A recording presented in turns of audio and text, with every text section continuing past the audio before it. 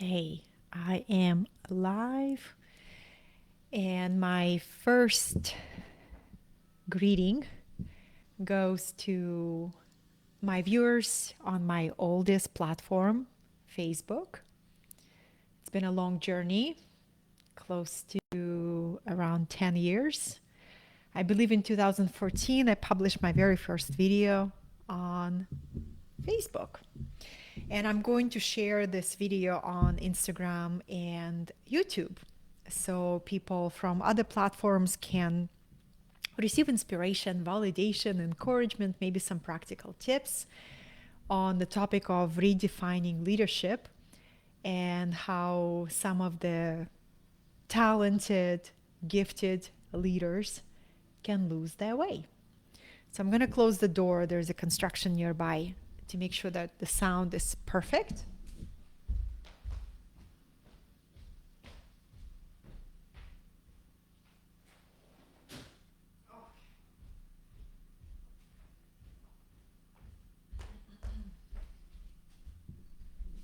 Okay, perfect. I'm becoming more and more sensitive to sound, and it makes it difficult to focus when something is loud in the environment.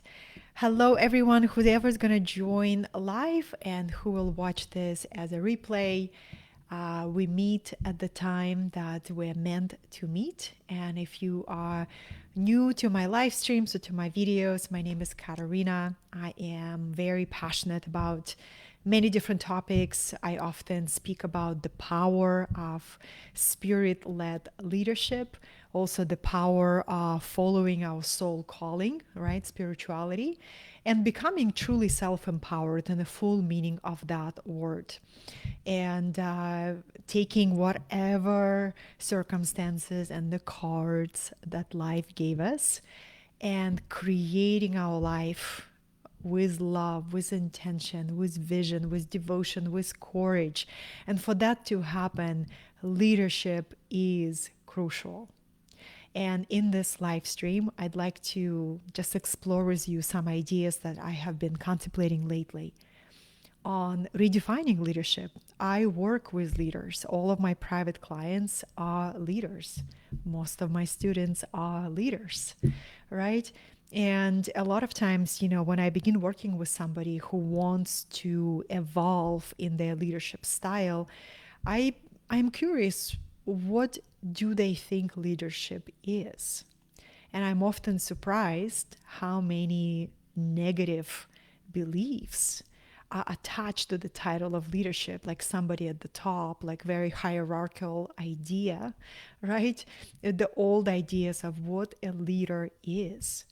And I like to unpack that and to bring new, fresh perspective of what leadership is.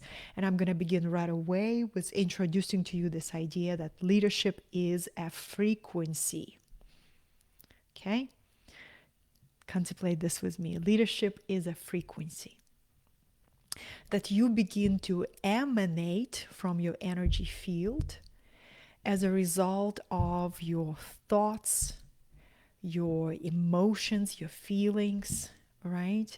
Your daily habits, the vision that you attune and hold to. And it is a vibration that you emanate, that you bring, that you beam into the universe. So, awakened, conscious, aware, enlightened, embodied leadership is a frequency. And that means you and I and everybody who is willing can attune to the frequency. It's not a title, it's not somebody anoints you. Now you are a leader. It's an old paradigm. Leadership is a frequency that exists in this vibrational universe, and we can align to it and we can begin to vibrate at a frequency of aware leadership. And then when you begin to attune to that frequency, it's going to shine the light on anything in your life that is out of alignment, out of congruency.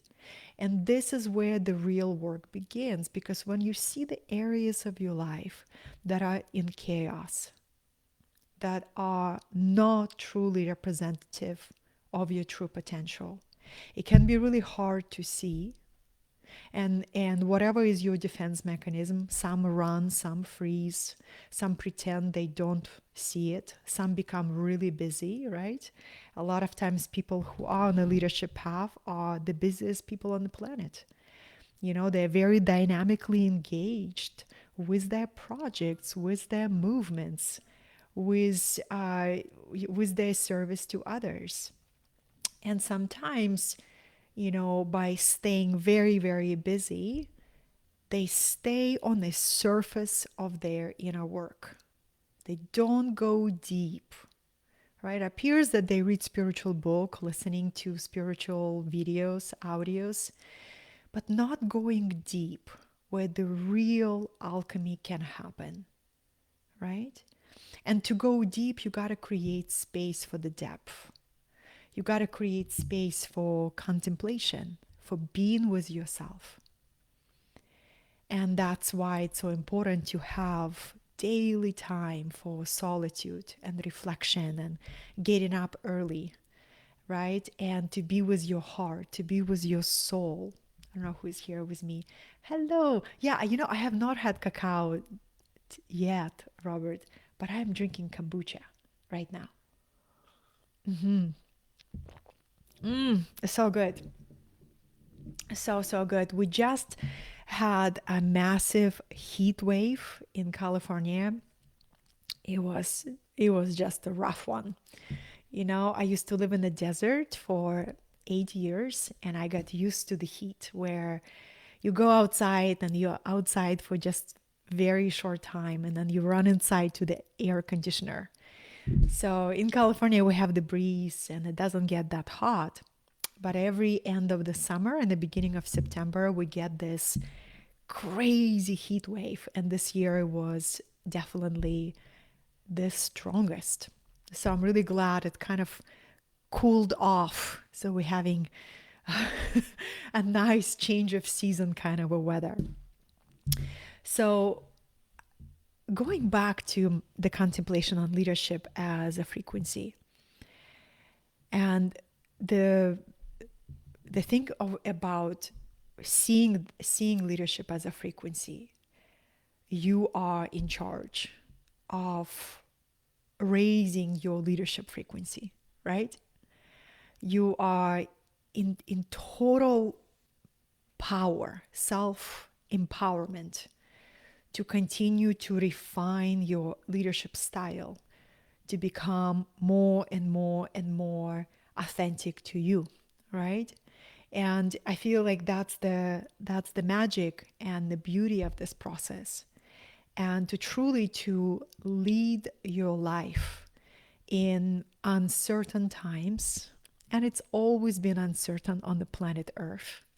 If we are on the plane of physicality, uncertainty is the name of the game, right? Change is the only thing that is certain. The transitionary state of reality is the only thing that is certain. So, what I love about contemplating leadership as a frequency is that I can tune to it, just how abundance is a frequency, just how inspiration is a frequency, just how unconditional love is a frequency. And I can attune my consciousness, and there are certain things that I have found very supportive to attune myself to this frequency of awakened leadership, right? And it's really powerful because awakened, aware leadership is rooted in inspiration. I have found to lead is to inspire. And you're able to inspire when you lead an inspiring life, right? Where you every day you seek inspiration. And where inspiration is, inspiration, if we translate that word, it's in spirit. Inspiration comes from spirit. Inspiration comes from the divine. So the very first pillar for this new earth spirit-led leadership, that it's rooted in divine inspiration. So a leader that can really lead themselves and the people that they can serve in a new way a leader who is a magnet for innovative solutions, and a leader who is supported by cosmic helpers, right? Who is guided by the soul of their mission, divine mission. First of all, receives that guidance and inspiration from the divine. They keep working on opening the channel. I was having a conversation with a client of mine that we've been working for a while together, and every month he comes to my home office for to spend a day with me, and we work together on leadership, on spiritual growth, on blocks around emotions. We practice different embodiment practices, and we were talking about three things that can become your superpower if you develop them. And the first one was intuition, second, imagination, third, creativity. And my client said something profound. He says, I totally agree with you, but it's not going to happen for people who are not willing to commit themselves to develop the inner channel, right? Because it's through inner channel, intuition, imagination, creativity, all of it comes. And if our channels are blocked by the noise, if watching Netflix and playing video games is more important than opening the channel, we have a lot of work to do. So opening the channel is daily devotion, right? To open up this communication with spirit in whatever way it works for you with the universe. But why you would do it, why would you dedicate yourself to any practice that makes you more expanded, that makes you more alive, that makes you more on fire with your message? Because nobody will join your movement if you don't have any magnetism, if you don't have any enthusiasm, if you don't have any charisma, and you create that and you generate it from the inside out, right? It comes from inside of you. And you ignite that flame by connecting to your soul vision, by connecting to the divine, and then you cultivate that flame every single day. Every single day. It's like I look at people who are very athletic. I go to the gym. I'm a gym person. I love working out at the gym. Something about other people's auras stimulates my drive to go and lean into strength. And I look at the people who are very fit in the gym, and they're there, and I see them. The one thing that is always what I notice about them is consistency. They're there, it's their lifestyle. They're not there before the holidays because they want to lose 10 pounds. Or they're not there after the holidays because they feel so guilty they ate so much. It's a lifestyle, right? They see themselves, I am a person who loves vitality. I'm a person who loves being fit. And the same thing for leadership. For leadership, you need to be fit to lead, but not only just physical. That's level one. We need to be fit spiritually. We need to be fit mentally. We need to be fit emotionally, right? And that takes devotion and dedication. That takes commitment to something higher. I feel like what sets embodied leaders apart is their willingness to raise their own standards, right? And their willingness to find a way to inspire themselves and motivate themselves and to remain consistent.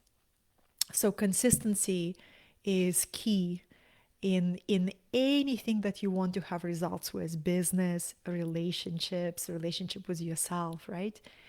So consistent connection with the divine is what gives us that inspiring flame to carry out our assignment, to continue to unlock our style, to continue to develop our character, to develop our gifts and abilities.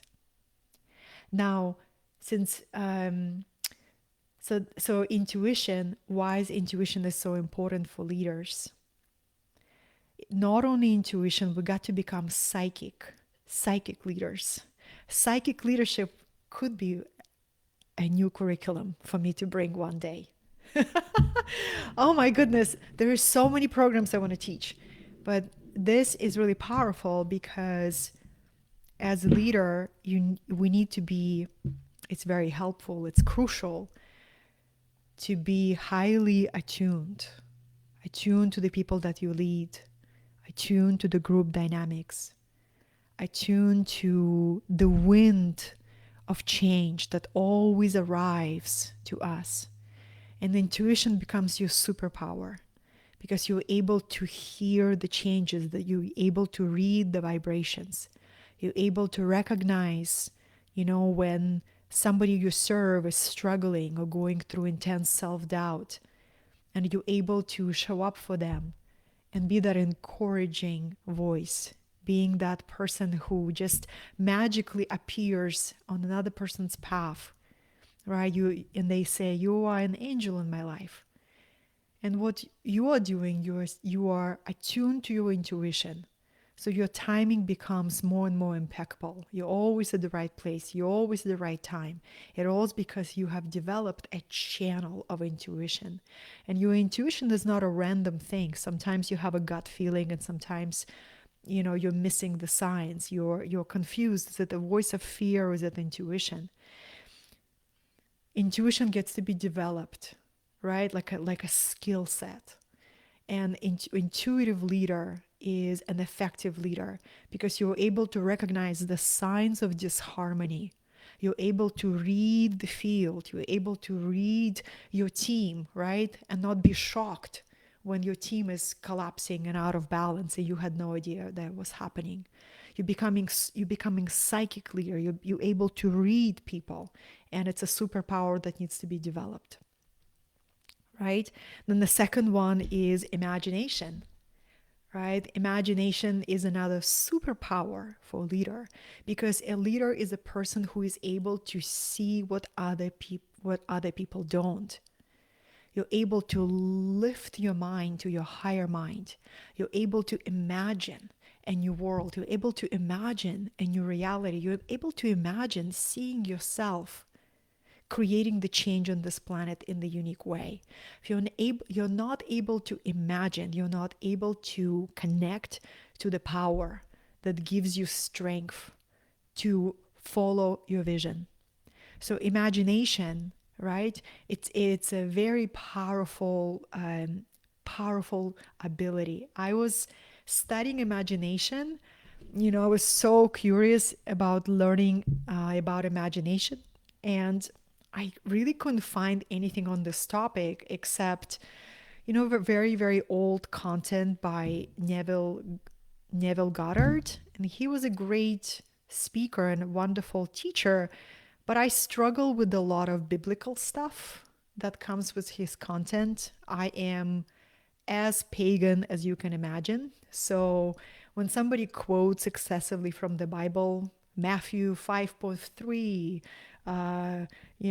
Luke 3.5, my ears just can't take it. I have 10 years of Christianity under my belt. Very few people know this, but I used to be a missionary, a Christian missionary, and I finished Bible college. I have a degree in theology. One second, I'm gonna let my cat in. Okay, you ready to come in? Okay, here you are. Come on, come on.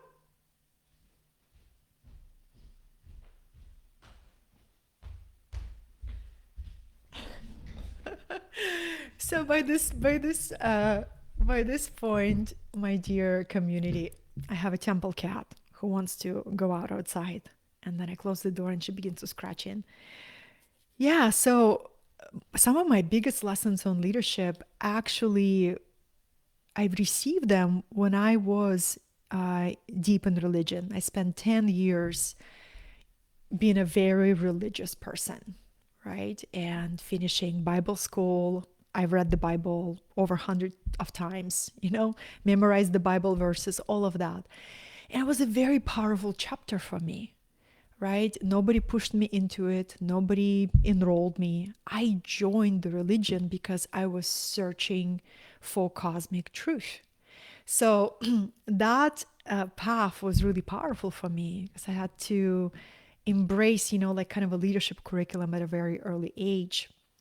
And what I have seen, leaders who were inspiring for my heart were those who were willing to take a stand for something, were those who were willing to risk. And when I was in that religion path, I actually spent 3 years living in spiritual commune, like real spiritual commune, right? Where everybody lives as a community and all of that. And it was led by a minister who actually served in prison for his religious beliefs. He was persecuted for his faith, he was persecuted for his leadership. So, from early age, I was always looking up to people who were willing to put something on the line for what they believe in, and who were willing to risk their lives, who were willing to do the uncomfortable, who were willing to lead in different times, in easy times and in difficult times. And I feel like that's the vibration of the leadership that I desire to transmit today. Leader leads at all times, not just when it's popular and trendy, but because there is nothing else you are choosing to do, because leadership is a vibration that you emanate. So who do you lead? Maybe somebody will ask me, Katerina, but who do we lead? And this is a great insight that I wanted to share with you. Because you lead or you serve those who already see you as a leader. You don't run around and look for followers.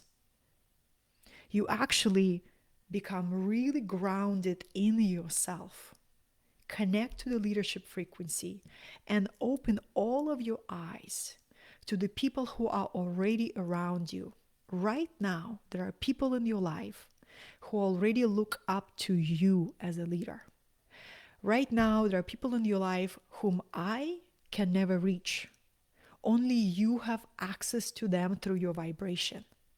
Right now, there are people in your life for whom you are already an inspiration, right?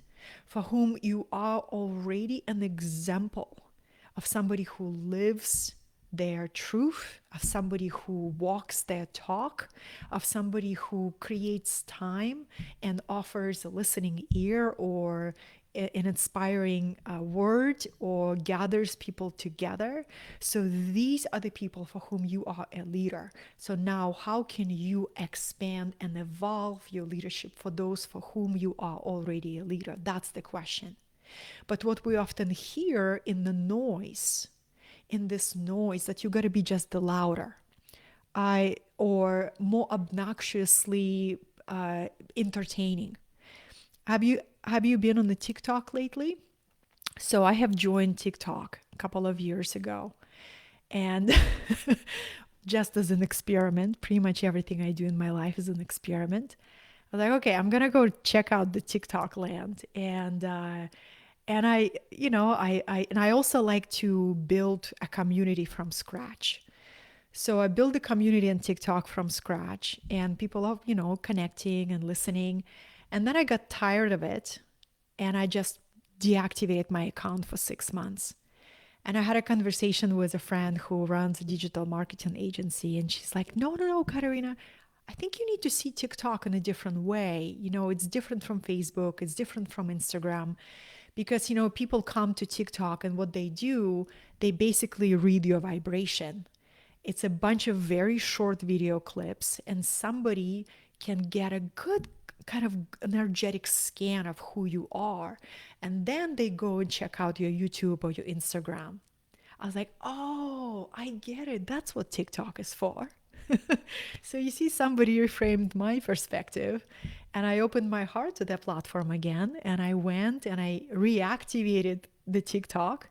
So you can find me there on Wisdom Channel 888.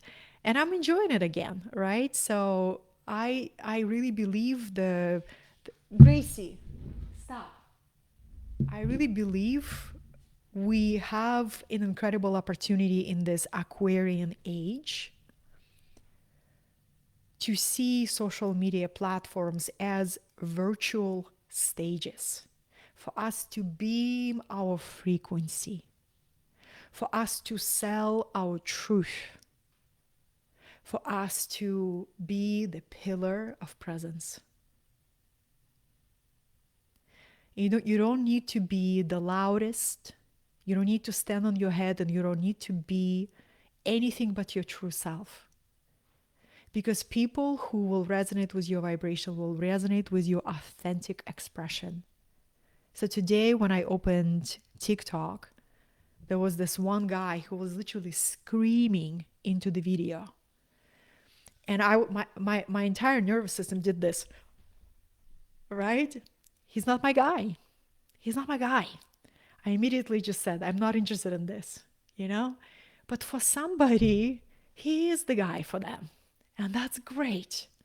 But I truly, what I'm tracking in the collective, so many of us are becoming more and more sensitive to anything that is fake, to anything that's superficial, to anything that is, just overdone, right? Just to get your attention. It's not so difficult to get an attention. My question is, who do you get attention from? And what actually inspires people to connect with you on an authentic level, and to grow with you, and to learn with you, and to take what you share and to really contemplate deep, and to apply it, right? Because there are two types of leadership right now. There is leadership that is very divisive, and of course it's rooted on the ego and fear and competition and comparison and who is the loudest, right? And then there is another leadership that is uniting.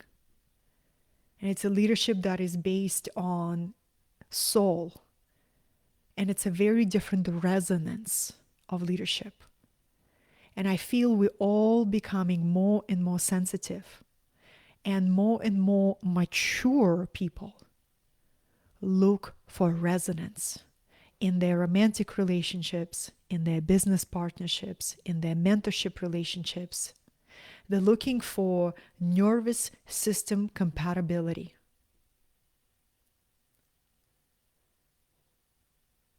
And that's something to acknowledge. That the key is for you, if you're called to this path, to continue to shed these ideas of who you thought you have to be, and to continue to bring up the naturalness, the authentic voice, your harmonious vibration, your true leadership frequency.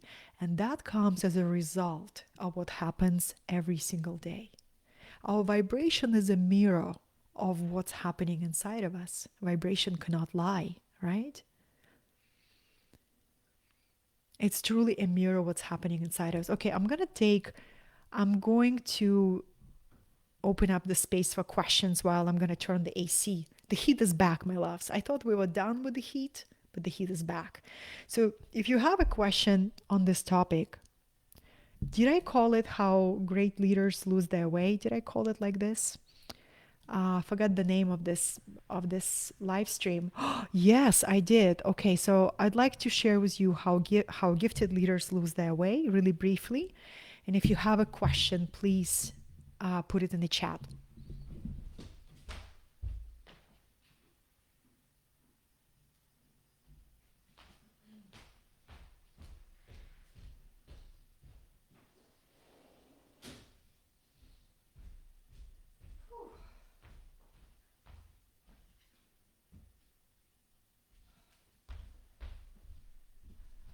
Oh my goodness, it's really hot. Okay, I'm back with you. So, how gifted leaders lose their way? This could be a book, because how can I tell you if I have not lost my way? I lost my way a few times. I would say the number one trap, of course, is an ego trap. And it's not an easy process to become aware of your ego and to become willing to transform it. Because what is ego? Ego is not our true self. Ego is rooted in separation. Ego's number one drive is to survive. Number two drive is to feel safe and to look good, right? So, how gifted leaders, I mean, is people who just have natural leadership potential. So, you can have that code or key and still lose your way on this path if you don't cultivate high level of awareness. And I deeply believe we all have capacity to lead and to develop our own unique style. It's not a privilege of the few. That's the old paradigm. In Aquarian age, it's a collective leadership. It's a leadership of we. It's all of us liberating ourselves and developing our own talents and gifts and seeing our own potential, right? But here's the three traps. The first one is ego. And the ego shows up, it's like the pride before the fall. Right around, big success or big win, or you are just, you've been working so hard and finally you experience this expansion. That's the need for humility. That's the need to just say, without cosmic helpers, without the universe, none of it would be possible. So the cultivation of that awareness around your ego, the number one practice that I have found is coming into your heart space every day. You can't be in your heart space and an ego at the same time. Your awareness have to choose, right? So if you come into your heart space every single day as a practice, you begin to see your ego. You begin to see it. I'm like, oh, look at this, how I want to look good. I want praise. I don't want to fail. I don't want to risk, right? I don't want this vulnerability. I'd rather isolate. Ego loves isolation. Ego hates looking weak. So every time you lean into vulnerability, you probably going to have a moment of regret. In a couple of hours or next day, I just had this experience. I shared something really vulnerable with someone dear to me, and literally a few hours later, I start feeling vulnerable. I start feeling like, oh my God, I just revealed. Is it going to make me feel weak, right? So that's the voice of the ego that wants to offer you a false sense of protection. If you're not willing to be vulnerable, you're not going to experience the depth of connection that is possible in this life. And that's what I'm learning, I'm not here to share with you I've mastered all of this. I'm just in the depth of this training, in the depth of this curriculum, in this transformation. How about the fear of succeed? Is the ego involved in that? Yeah, great question, Patty. Let's redefine success together. So when I study the ancient book of transformation, I Ching, that talks a lot about success, but in a completely different way that we Westerners learn to think of success. Success from the perspective of I Ching is coming into harmony with the universe. So imagine, Patty, can you see yourself Can you see yourself that you are successful every time you come into harmony with the universe? Why would that work? Because when you are in harmony, you are in flow. When you are in harmony and you are in flow, you see everything that happens as a success, because it helps you expand understanding of who you are, and it helps you evolve and progress into a new version of yourself. Then we can let go of these burdens. Because, so many people that I talk to carry deep shame rooted in this belief. It's a collective programming that sounds like this: I am not where I should be by now. I'm 45, I'm 55, I'm 65, I'm 25, and I am not where I should be by now, right? So that will not help you evolve. That will only keep you in spinning your wheels and feeling, not so great about yourself. So if you reframe how you think about success, you're going to look at what's happening every single day in a different way. If success is coming into harmony with the universe, because you know that you are in flow, and if you are in flow, you are intuitively guided moment by moment. And if you're in harmony with the universe, that anything you're inspired to do is supported by entire universe, then you are excited to lead. You're excited to bring innovation. You're excited to start something new. You're not expecting failure because you transcended idea of failure. You embrace the setbacks, you embrace the tests, you embrace the temporary restrictions or temporary delays, because it's a part of your training. It's a part of you coming into a deeper and deeper intimacy with the universe, right? So when you reframe what success means for it, would you be afraid of harmony with the universe? Of course not. And then you begin to expand your vision. You begin to think in the inner artist, and you say, what kind of life I would love to create, right? What kind of vibration I would love to emanate? How many peoples I would love to touch?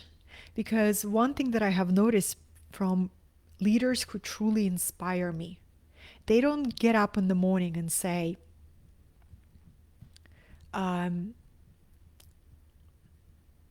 they don't get up in the morning and say, how many more followers I'm going to attract today, right? That's not the conversation. You wake up and you say, how can I expand my impact today? And you sit deep in the contemplation what impact means to your heart. How do you feel when you know you create impact, right? And impact is an inspiring touch, right? Inspiring light, where you bring your light and your vibration into the world. And again, I've been deep with I Ching lately, and they talk about I Ching will just flip all our Western ideas of success and failure, and us trying to make it happen. So there is this teaching about cosmic helpers. And I love it so much because it talks about when you are in harmony with the universe, you are being helped by the cosmic helpers. So imagine there are these angels of synchronicities. And they have all the time in the world. They're eternal beings to support you and to assist you and to drop some cool almonds of guidance for you, right? But for that to happen, you get to be out of your ego. You get to cultivate that fifth dimensional oneness consciousness, that knowing you are part of the whole. And the way that I see it, it's like our ability to plug in to the divine net. I teach this in my course, Spiritual Rainmaker. It's the first principle. Spiritual Rainmaker is the person who can call in the waves of abundance in all forms at any time, including when they are going through proverbial desert. They have this magical ability to call in the resources required for their divine mission.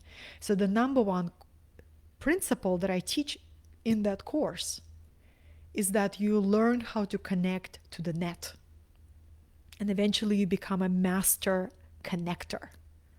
But you don't connect to other people. You don't go to those silly networking events where everybody's trying to pitch each other. You kind of like went beyond that, and you go to a networking event with the cosmic helpers. You sit in a divine net that is telepathic, that is omnipresent, that is omniscient, and you receive communication from the net. And all of your intentions are known in the entire universe, but for that to happen, you get to know how to plug in. And that is a matter of frequency. If you are in your ego, you are separated from the net. And that's why it's so frightening for a lot of people, right? Because so many people are connected to the false net, to the artificial matrix, and we all know what that is. Or at least most of us know what that is.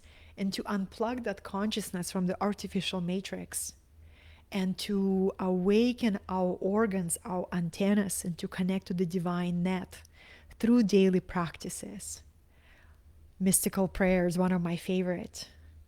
Breath work, meditation, anything that brings me joy, gardening, creating beauty, inspiring others, right? Connecting to the net. So, what a beautiful life. Yeah, it's a very good course, right? Yes. Thanks, Patty. Exactly. Yeah, growing your audience idea. Yeah, you're focused on beaming your frequency. So take this. So it was a beautiful comment. Idea of growing your audience. Even this idea is rooted in effort of individual. And try this one out. I get to connect to my most authentic leadership frequency and express myself, express my truth, express my vibration, express my being, right? Isn't that feels um, more organic? More organic? I love that so much. And so, beloveds, then the second trap, how gifted leaders lose their way, I'd like to share with you. This is a big one. This is a really big one. And it's a trap of addictions. We live in an overstimulated society, artificial rhythm. So, addictions can be a trap for absolutely anyone. Addiction is a method or a mechanism that we use to soothe ourselves. And if you are on a leadership path that can feel very demanding, and you're taking and you're making these big moves and you are taking creative leaps, and you don't know how to change your state, your emotional state at the end of the day, the pressures of your day will build up, and all of your body mechanism will try to release the pressure at the end of the day. So, a lot of people struggle with pornography, high level leaders. Why? Because it's a most quick release of the energy, right? But what you're doing, you open yourself up to very, very low astral entities that begin to eat on your energy, that begin to diminish your magnetism. Now we're going to take another vice, any vice that you can't put down. I speak from embodiment. I am a recovering addict. For 2 years, I was in deep addiction and deep denial of it, right? And I went cold turkey after my higher self literally came into full blown vision, like a presence of Archangel Michael. I overdosed 3 times in my life. One time I overdosed, I went into a massive psychosis. And one day I'll tell you the full story, but it was scary. It was really scary. I was very young. I was 20, 28 years old. And I was dating this man who was 24 years older than me. And I trusted him with my body, literally. And we did ecstasy together. And he didn't do it with evil intentions. He just undercalculated my size and his size and gave me a lot of ecstasy.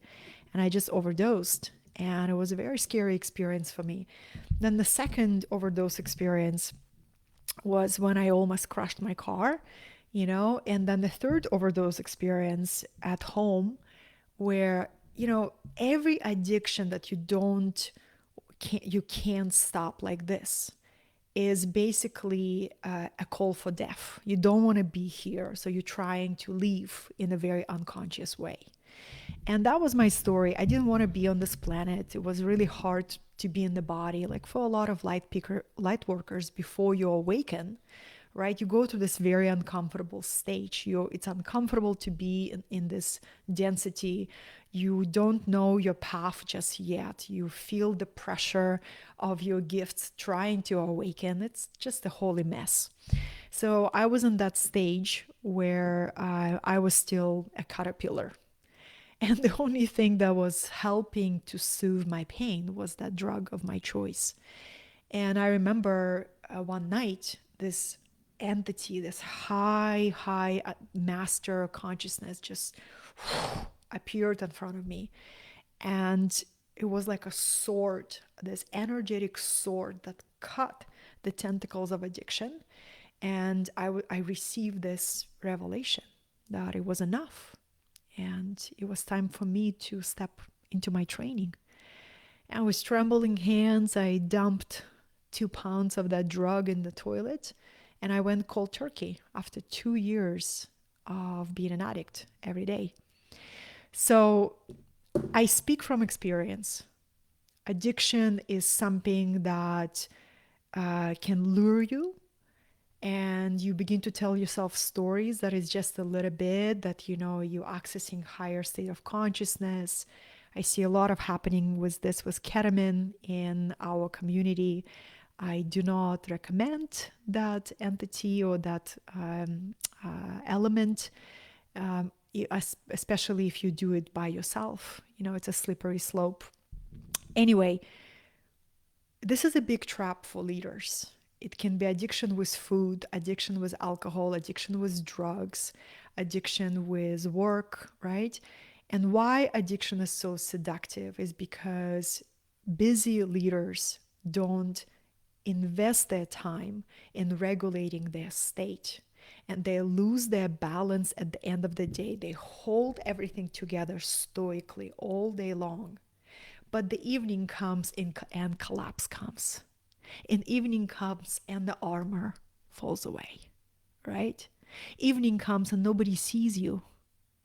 So you can do things that, away from public eye.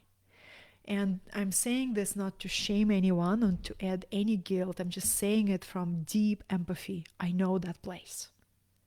And that's why you see so many young pop stars. We have so many stars, very gifted creatives who die very young, who barely make it to 30.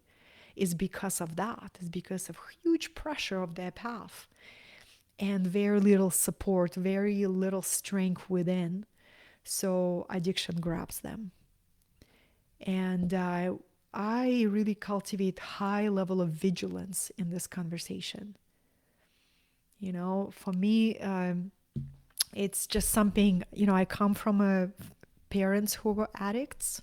So imagine it's just coming from the lineage as well. My dad, alcoholic all his life. My mom, binge drinking, very heavy, right? My mom was a all life smoker. So you have addiction entities in the childhood that you grew up with. It creates an impact. It really creates an impact. So you become very vigilant. So I would say addiction. So first is ego, second is addiction, and third, um, I think the third is fear of vulnerability. I'm gonna name that. You know, we have so many false ideas of what makes a strong leader.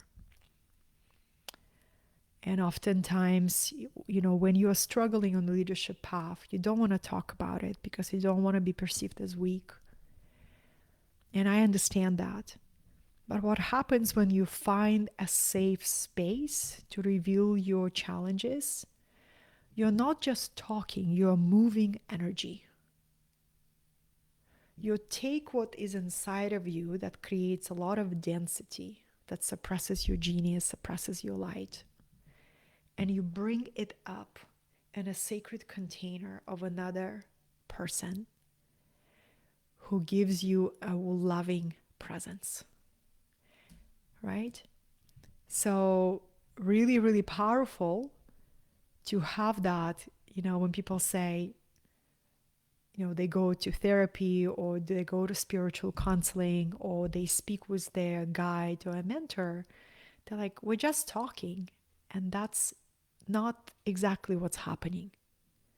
What's happening is you're revealing your soul in the space of safety, in a space of compassion. And that creates instantaneous healing. And if we're on the leadership path and we don't have that space to name what's moving, to name what we're carrying, to name what we're holding, we will continue to have this experience that we're carrying everything on our shoulders. And we do, because we're not willing to let others people in, right? So I find these three traps: ego, addiction, and intense fear of vulnerability. This is the traps how people who with good leadership potential, they get lost, right? We can become aware of that, look at it inside of us and say, how can I spend more time in my heart space?